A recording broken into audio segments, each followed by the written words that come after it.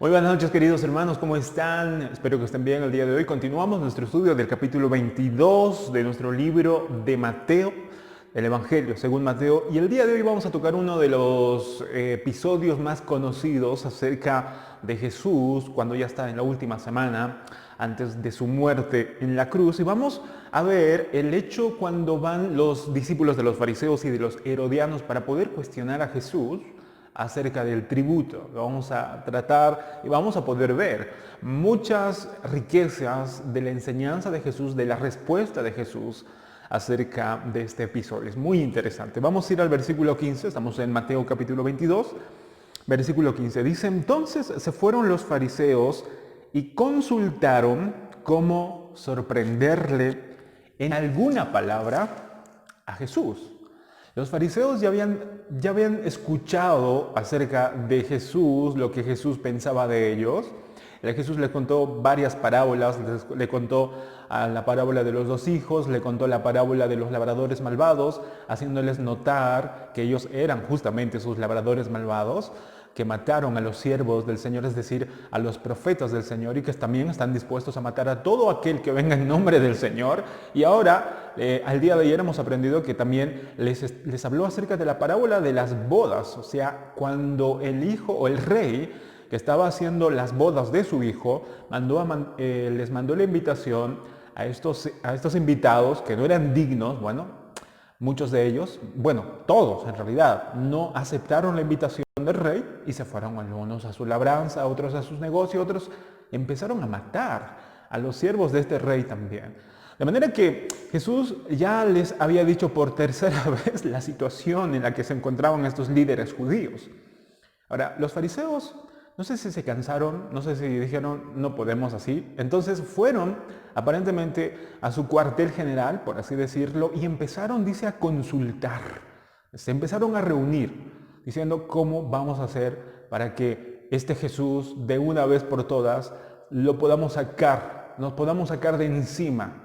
Lo podamos sacar de encima. Y una de las cosas, obviamente no podían arrestarlo, no podían atraparlo en ese momento porque tenía el apoyo del pueblo. Jesús era muy popular en ese tiempo porque era el profeta, al igual que Juan el Bautista, aunque la mayoría de los israelitas y judíos que estaban aquí obviamente no podían entender todavía el título de Jesús. Es decir, ellos no podían conocer como lo conocían los discípulos, como el Hijo de Dios, a Jesús en este momento, es decir, la gente normal, porque no tenían esa revelación todavía. Pero por lo menos la gente del pueblo sabía que Jesús era un profeta, al igual que Juan el Bautista. De manera que los fariseos tenían temor al pueblo y empezaron a consultar, empezaron a poder hacer seguramente algún plan estratégico para ver cómo hacemos, para que Jesús se desacredite con sus propias palabras. Eso es lo que estaban buscando. Entonces, ¿qué hicieron? Versículo 16, y le enviaron los discípulos de ellos, es decir, los discípulos de los fariseos, con los herodianos. Los herodianos eran la parte de los judíos que tenía mucha conexión con la política junto con Roma. Es decir, los herodianos eran la clase, no sé si burguesa o la clase noble, por así decirlo, que estaba muy apegada a la política. Era gente con muchos recursos, más que recursos, con conexión política sobre todo. Los herodianos eran como que más liberales y era una rara conexión, es decir, era una rara asociación entre los fariseos, que eran obviamente aparentemente muy celosos de la ley de Dios. En cambio los herodianos eran como que muy liberales, ¿no? Como que no le importaba si podían dejar un poquito los mandamientos de Dios para poder obtener una tajada política en ese momento. De manera que es raro, muy raro, que estos dos grupos se juntasen, pero se juntaron con tal de poder destruir a Jesús. Bueno, mandaron a sus discípulos. Los fariseos no tuvieron la cara para poder otra vez enfrentarse a Jesús. Seguramente pensaron, vamos a mandar a nuestros discípulos para por lo menos hacer que Jesús tenga por lo menos un poco de compasión, no les hable tan rudamente como a nosotros nos ha hablado, tal vez. Fue ese su pensamiento. Dice, le enviaron los discípulos de ellos con los herodianos diciendo, maestro, miren lo que estos discípulos de los fariseos y de los herodianos le dijeron a Jesús. Estaban muy bien entrenados, por supuesto. Le dijo a Jesús, estos discípulos de los fariseos, les dijo, maestro, sabemos que eres amante de la verdad. Miren con cuánta lisonjera empiezan a hablarle a Jesús. Le dicen, maestro, sabemos que eres amante de la verdad y enseñas con verdad el camino de Dios. En otras palabras, les dice, Señor, sabemos que tú lo que dices es la verdad. De manera que cualquier cosa que la gente esté intentando hacer para desacreditarte, sabemos que nosotros incluso te vamos a apoyar, porque sabemos que tú estás diciendo la verdad. Pero no solamente eso. Luego dicen, y que no te cuidas de nadie, porque no miras la apariencia de los hombres. Es decir, Señor, a ti no te importa agradar a las personas. Tú eres tan recto, Señor, que eres digno de nuestra confianza. A ti nadie te puede comprar, no eres corruptible. Es decir, no se puede corromper con el dinero como mucha gente o muchos de nosotros en algún momento lo hemos hecho. De manera que se podía confiar. Estos discípulos de los fariseos y los herodianos estaban muy bien entrenados. Miren con qué lisonjera. Bueno, la pregunta es la siguiente. Versículo 17. Dinos pues, ¿qué te parece? ¿Es lícito dar tributo a César o no? Esta pregunta estaba muy bien, aunque sea muy corta, estaba muy bien diseñada, porque estos fariseos y la gente, los herodianos, los sumos sacerdotes, tenían que lograr hacerle pisar el palito, como decimos generalmente, a Jesús, para que por sus palabras Jesús fuese condenado. Como no se podía encontrar absolutamente nada digno de condenar a Jesús, porque Jesús era incorruptible, irreprochable, como Dios nos manda que nosotros seamos, entonces querían ponerle una trampa. Esta pregunta era pero muy interesante. Justamente los herodianos estaban más a favor, obviamente, de los impuestos y la política. Eran un poquito más apegados al imperio romano, por eso también muchos de ellos eran odiados, ¿no? Porque obviamente eran como que traidores, aunque obviamente siempre jugaban estos herodianos, sabían mover políticamente y estratégicamente en qué bando estar en definidos momentos. En cambio, los fariseos eran como que más nacionalistas, eran como que más apegados a la ley y decir que nosotros no tenemos a ningún otro rey que no sea el Señor. Pero justamente los dos se juntan. Ahora, la pregunta era para que Jesús pudiera ser condenado de dos maneras, por lo menos. Ellos pensaban, si Jesús responde a esta pregunta, sí, es lícito, es decir, es correcto pagar los impuestos al César, es decir, el César era un imperio romano, un imperio extranjero.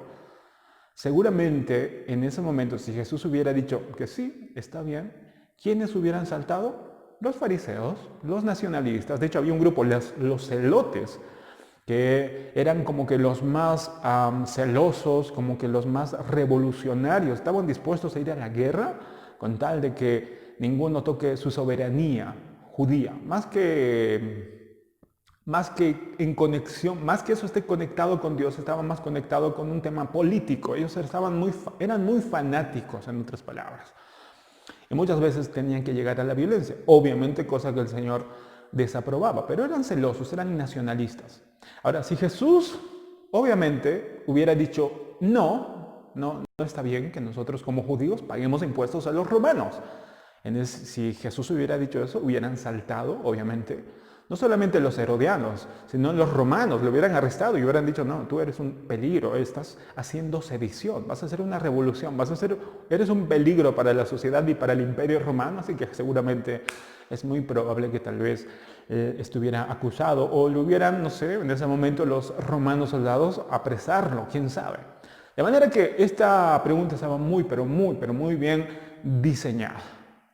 Ahora, lo que no se esperaron esta gente era la respuesta de Jesús. Jesús es pero muy distinto. La sabiduría de Jesús no tiene nada que ver con la sabiduría de este mundo. La sabiduría de Jesús es la celestial. Es una sabiduría pura, limpia. En cambio, la sabiduría de este mundo está completamente corrompido con el egoísmo, con la corrupción, con el orgullo, con la soberbia, con una astucia completamente corrompida. El enemigo es muy astuto, es muy inteligente, pero no tiene la sabiduría que el Señor tiene y que también proporciona a sus hijos. Así que miren la respuesta de Jesús. Dice versículo 18. Pero Jesús, conociendo la malicia de ellos, les dijo, ¿por qué me tentáis, hipócritas? Ahora, es increíble cómo el Señor no le da ni la más mínima, no le tiembla la mano, mejor dicho, para poder denunciar el pecado de estos discípulos, de estos fariseos y herodianos. Es decir, Jesús les dice la verdad, les dice, ¿por qué me tientan? Porque Jesús los conocía, hipócritas. Porque eso es lo que estaban haciendo estos discípulos, por muy estudiantes que sean, aún así ya tenían el corazón corrompido, al igual que sus maestros, los fariseos y los herodianos.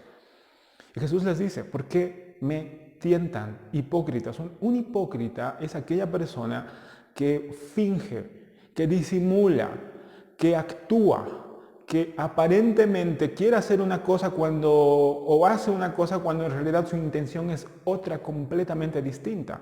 Estaban elogiando a Jesús diciendo, Maestro, tú que amas la verdad y que no te importa nada de la gente, eres tan digno de confianza, tratando de hacer quedar bien, cuando Jesús se da cuenta de eso y les dice la verdad. ¿Por qué me tientan hipócritas?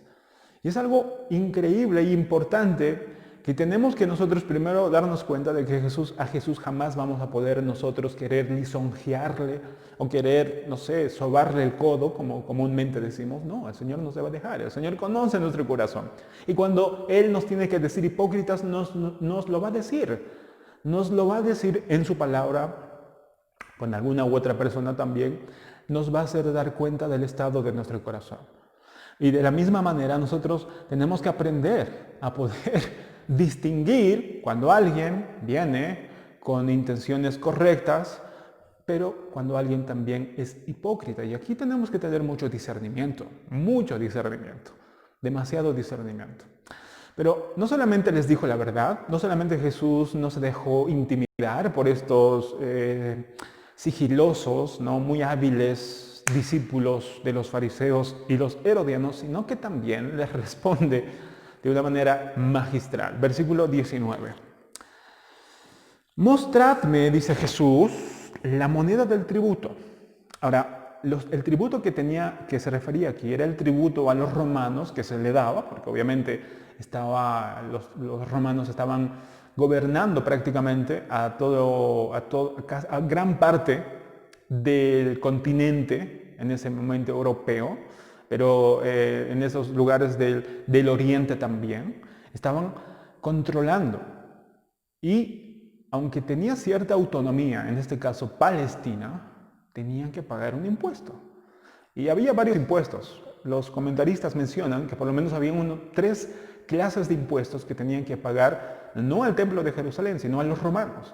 Había un impuesto acerca de la tierra, o mejor dicho, de la cosecha, ¿no? Parece que tenían que dar un monto pequeño de cada cosecha, 1% si no me equivoco. Había otro impuesto que también tenías que dar acerca de la renta, es decir, cuánto ganabas, de lo que tú ganabas tenías que dar el 1% a los romanos. Pero había otra renta que era la renta o el impuesto, mejor dicho, de la capitación, que se llamaba así. Algunos también lo dicen, el impuesto per cápita, que era un impuesto que tenías que dar cada año al Imperio Romano, desde los 14 años hasta los 65 años. De manera que este impuesto era la obligación de todo judío, o por lo menos de toda persona que estuviera bajo el Imperio Romano. Ahora, era un denario. Aquí Jesús le dice, muéstrenme, mejor dicho, la moneda del tributo. Ahora, el denario, ya sabemos, hemos aprendido que era justamente el pago de un día de salario, ¿no?, de un día de jornada laboral. Ahora, Jesús le dice, muéstrenme la moneda del tributo, y ellos le presentan un denario, le prestan un denario. Y les dice el versículo 20 en la pregunta, versículo 20. Entonces les dijo, ¿de quién es esta imagen y la inscripción? ¿De quién era la imagen que estaba en el denario? Bueno, era justamente del emperador romano, en este caso Tiberios. Tiberios era el hijo de Augusto, el otro emperador, el anterior emperador romano. Ahora, justamente en el denario estaba su imagen y había una inscripción en la moneda. Había una inscripción que curiosamente decía algo, obviamente estaba en latín, pero decía algo más o menos como Tiberio, hijo de Augustos, sacerdote de Augustos divino. O sea, este emperador no solamente era, no se creía solamente un emperador político, sino también se creía alguien divino. Por eso ahí estaba en su inscripción la palabra sumo sacerdote o sacerdote. De manera que no solamente demandaba el dinero estos emperadores, sino también cierta reverencia a la divinidad. Ellos se creían obviamente dioses y los romanos lo consideraban así. Entonces Jesús les dice, ¿de quién es la cara, el rostro del denario y de quién es la inscripción? Ahora los judíos o la gente que estaba ahí le dijeron, versículo 21, de César. Y les dijo, miren la respuesta, dad pues a César lo que es de César y a Dios lo que es de Dios. Increíble. O sea, con esta respuesta Jesús les dijo uno de los principios más elementales del cristianismo. No tenemos que deshonrar a un gobernante o al emperador. No tenemos, o mejor dicho, no tenemos por qué deshonrar a los gobernantes, a los emperadores o a las autoridades como pretexto de que estamos honrando a Dios. De ninguna manera. Y aquí hay un balance muy interesante, porque Jesús está diciendo, en otras palabras, ¿se dan cuenta de quién es esta inscripción que está en la moneda, en el denario? Del César, pues denle al César lo que es del César, hablando en temas monetarios. Bueno, el apóstol Pablo nos habla muy bien acerca de eso, o más detalladamente, en su epístola a los Romanos. Pero Jesús está diciendo, no tienen por qué ustedes estar siendo como que personas revolucionarias, queriendo tener privilegios o no queriendo pagar por algo que el Estado o el gobierno les está dando. Porque por lo menos aquí en el Imperio Romano, la gente que estaba viviendo bajo el Imperio Romano tenía caminos, tenía cierta seguridad, había bastante seguridad por lo menos en relación con otros imperios y una relativa paz bajo todo el Imperio Romano. De manera lo que Jesús está diciendo, bueno, si el Estado y el gobierno te está ofreciendo seguridad, por un lado, relativa seguridad, te está ofreciendo caminos, puedes tener los caminos, ayudan mucho obviamente al comercio, y de alguna forma te está ofreciendo cierta seguridad y todo lo que necesitas, porque también el Imperio Romano tiene mucho que ver acerca de los derechos jurídicos, es decir, en derecho creo que se estudia el derecho romano, creo, pero lo que sí es que el Imperio Romano tenía muchos beneficios, en otras palabras. A lo que Jesús dice, si te está ofreciendo todas esas bondades, porque también viene de parte de Dios, las autoridades, no hay que olvidarle, tienes la obligación de cooperar, de aportar con tus impuestos. Te da al César lo que es del César. Y lo mismo hacemos nosotros, obviamente, como ciudadanos. Tenemos un gobierno, un Estado que el Señor puso, de manera que es nuestro deber ciudadano poder aportar para la seguridad de nuestra nación, para que podamos tener relativa paz, seguridad, todo lo necesario, ¿no? Para que podamos andar en orden y en paz. Pablo hablaba acerca de eso, de igual manera para que oremos incluso por eso también. Pero por otro lado, Jesús le dice, pero tampoco van a ustedes darle lo que solamente a Dios le pertenece. O sea, denle a las autoridades, al César, lo que le corresponde, pero no le den lo que solamente a Dios le corresponde. ¿Y qué es lo que a Dios le corresponde? Nuestra vida, nuestro corazón, nuestra mente. Entonces, lo que está diciendo es, denle lo que le corresponde, ya sean impuestos, etc. Y respeto, obviamente, mucho respeto, pero más allá de eso no. Más allá de eso no, porque nuestro corazón, nuestra mente, nuestra devoción es solamente para nuestro Señor. Y a Él le debemos porque Él nos compró con sangre. Así que no tenemos por qué darle nuestro corazón a algún gobernante, no tenemos por qué darle nosotros nuestra vida a algún, no sé, emperador o alguna autoridad. No. Lo que le corresponde. Pero lo que nosotros debemos darle al Señor es nuestra vida, nuestro corazón, nuestra mente, que es lo más importante y que tenemos que tener mucho cuidado, mucho cuidado. de no estar dándole al César lo que solamente a Dios le pertenece. A Dios le pertenece nuestro corazón, nuestra devoción, todo nuestro tiempo al Señor. Y que eso nadie, ningún gobernante, ningún presidente, absolutamente nadie tiene por qué estar exigiéndolo.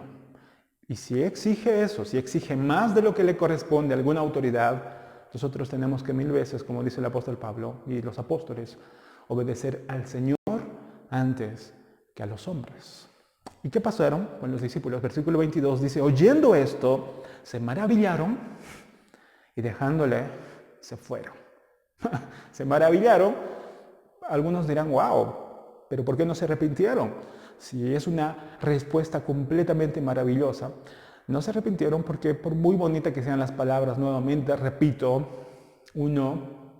eso no garantiza de que uno se arrepienta.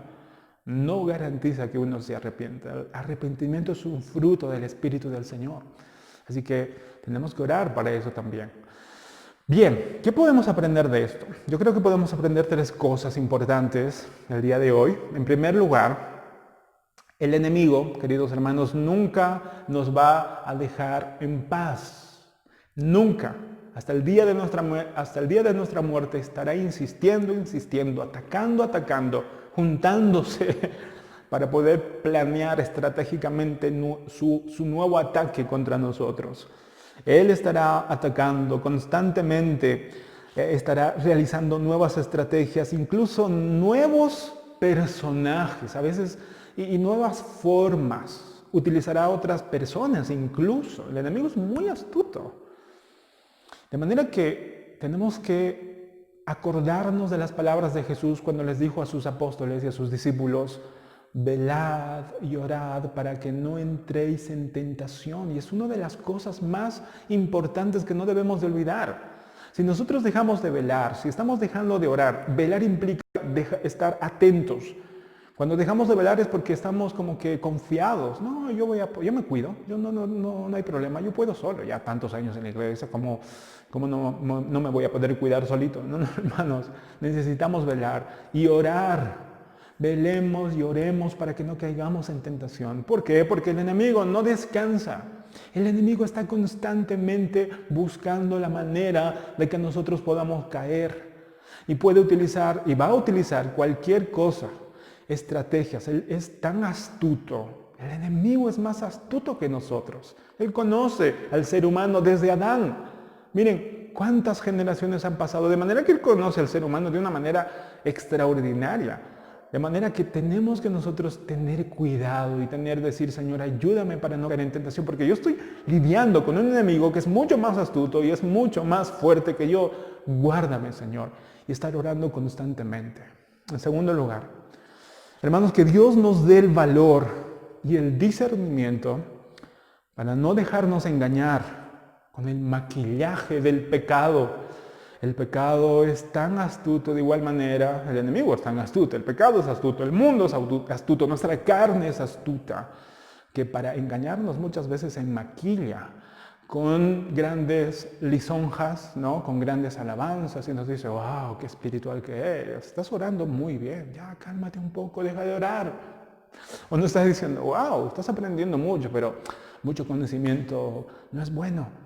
Ya, deja de leer un poco la Biblia, Y a veces nosotros si es que no estamos velando y no estamos orando, podemos caer en esa trampa. Y todas esas trampas pequeñas se acumulan. Es decir, el enemigo es como un revolucionario que empieza a poder emplear una pequeña revolución en nuestras vidas, en diferentes áreas, una aquí, otra por otro lado, otra por aquí, de manera que cuando se juntan ya es grande, entonces la intensidad de la tentación se vuelve enorme, y si no nos estamos cuidando y no nos estamos dando cuenta y no estamos orando ni velando, vamos a caer en algún momento, vamos a caer. Así que, hermanos, no nos dejemos engañar por el maquillaje del pecado. Que Dios nos dé el discernimiento para que podamos aprender a distinguir cuando el enemigo se disfraza como ángel de luz, cuando el pecado quiere entrar como si no fuera pecado. Cuando quiere hacernos tragar como si fuera algo bueno y correcto.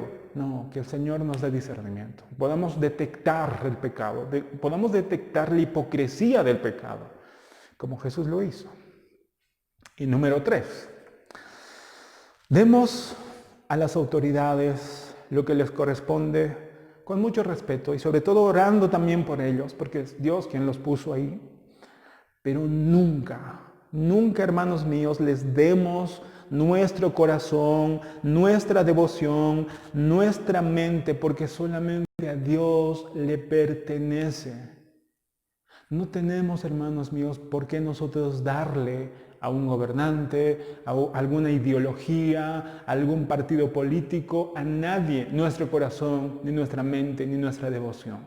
Solamente le corresponde al Señor.